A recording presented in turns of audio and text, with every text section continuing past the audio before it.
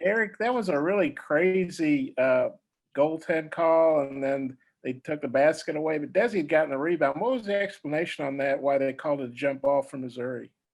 I don't know. It's Valentine's Day coming up, so I gotta save every penny I got for a good Valentine's present for Danielle. Well, I'm not asking you to knock the refs. I just wonder what explanation they gave you. Well, when the ball got legally blocked, that's when it's dead. I was saying we got the rebound and we should have the ball. But they told me that the rule is that immediately upon the call, that it was a jump ball and the arrow pointed towards them. Okay. And then Missouri had been 5-0 in games decided by 5 or fewer. You guys obviously, were the first team to beat them in a close game. How does that feel? You guys obviously, you had a great week pulling out close wins against, tough teams. Yeah, I mean, to go on the road in this league and to be able to win 2 close games that came down to a basket. I'm just really proud of our team's growth. I mean, we have a incredibly difficult schedule coming up with some really, really good teams. And we felt this week, really, Bob, that it was really important for us to try to go 2-0 internally with our coaching staff, knowing what we have coming up. Even though some of them are home games, we play really, really good teams. And, we also knew that this game was going to carry a lot of weight because of where they're ranked and where their net is. And we just felt like we played, so bad against Missouri, at our place. And I think our guys grasped some of the adjustments and did a good job, executing wise tonight against a really good team.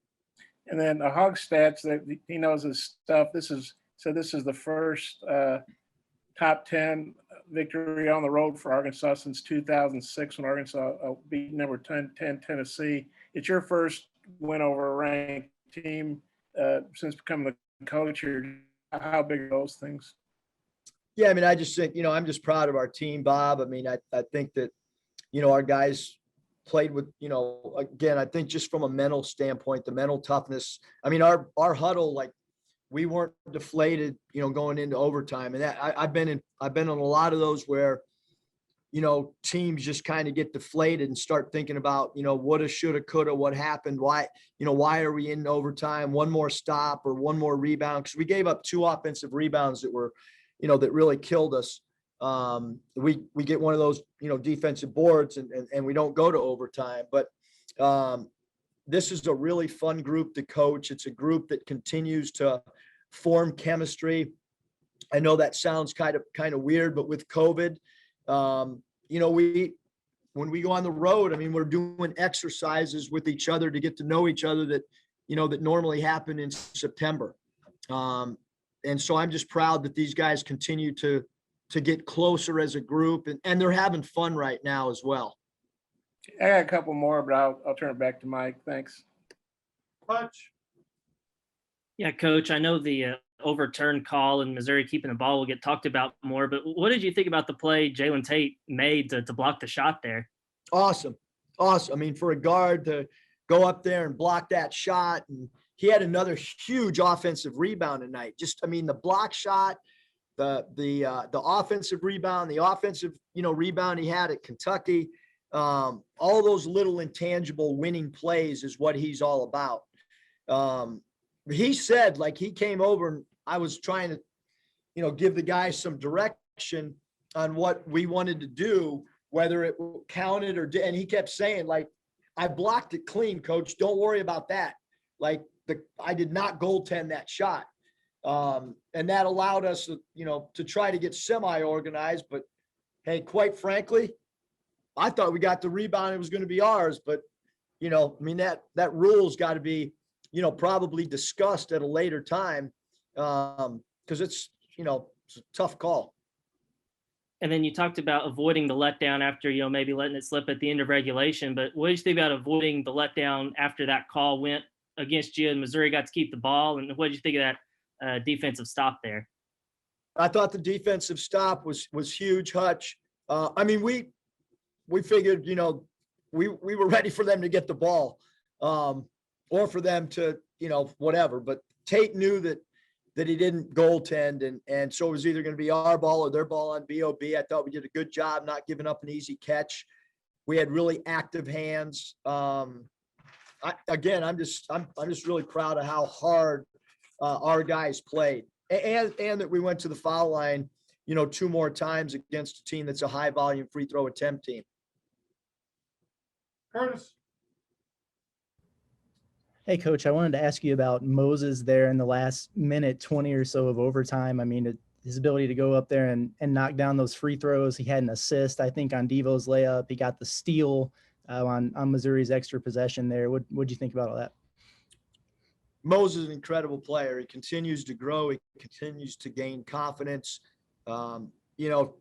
Look, we have not run one pick and roll with Moses handling the ball.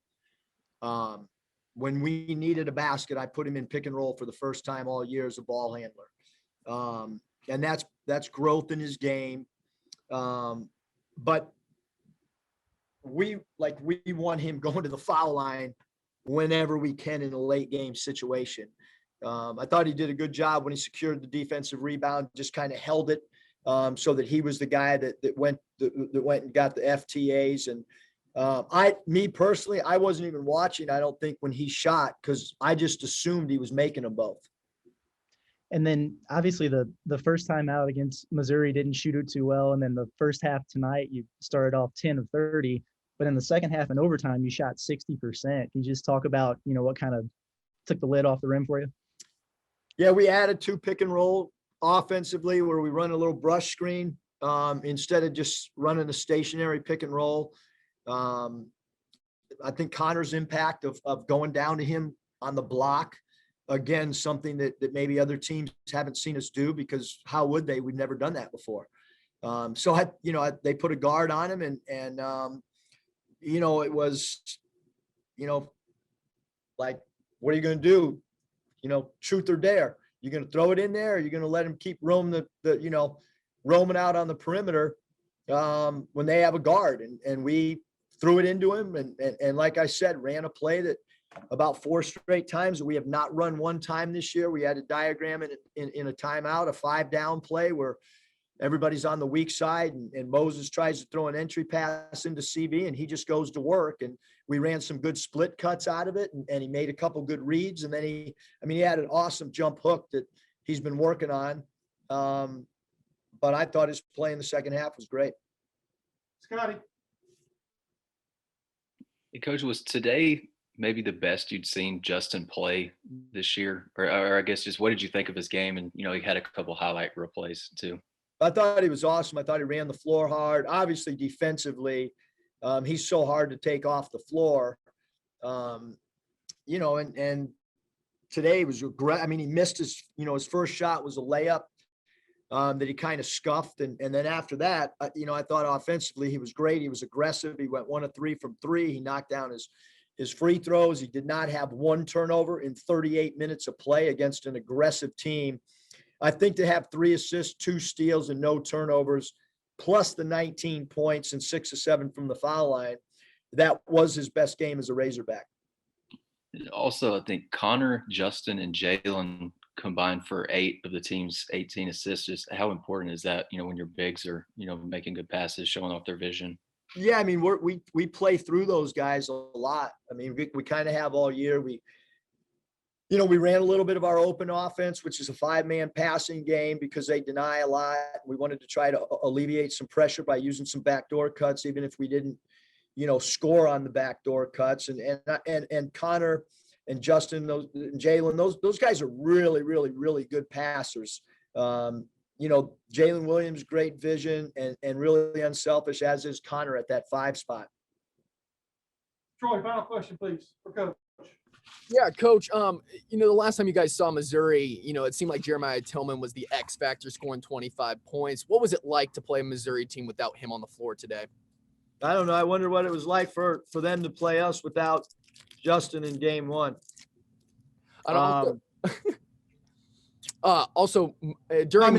Tillman's a great player, Troy. Like I think he's one of the best centers in the nation. Obviously, they missed him. He's a threat on pick and rolls. He's a dynamic roller. He's a great rim protector. Hopefully everything's all right with him and his family. Our thoughts are with his family because he's a great player in this league. And Coach Martin and his staff have done an incredible job developing him.